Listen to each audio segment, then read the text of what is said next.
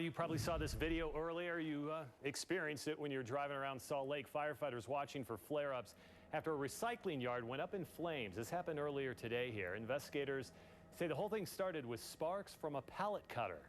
News specialist Mike Anderson joined us from the scene right now. And Mike, it didn't take long for those sparks to turn explosive, did it? Yeah, Mike, and that's why some crews are still here watching the scene, watching for flare-ups like this one just behind us, because it wouldn't take a whole lot for this to really get going again. It took about 100 firefighters and several hours of grueling work to get this under control.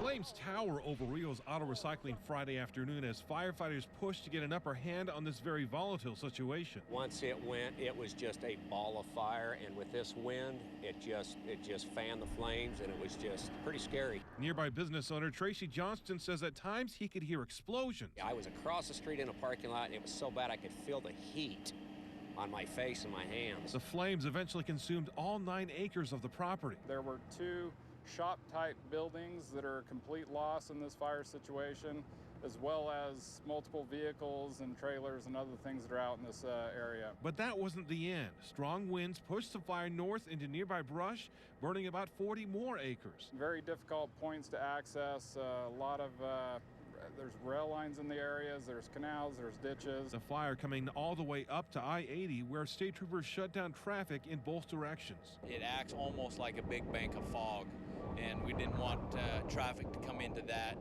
too fast or have people stop and have a major pileup in that. The result, major gridlock. Some nearby workers waited over an hour for roads to reopen. I don't want to spend my Friday like this, but I mean, what can you do? Mother Nature acting up, can't really do anything about it. There was just, slammed full of cars. I mean, there's probably hundreds of cars over there. Everyone's obviously trying to go out that way. Firefighters say all of this from a worker cutting pallets who thought he had put out any small fires before leaving for lunch. And one firefighter at one point suffered from heat exhaustion. Other than that, no injuries.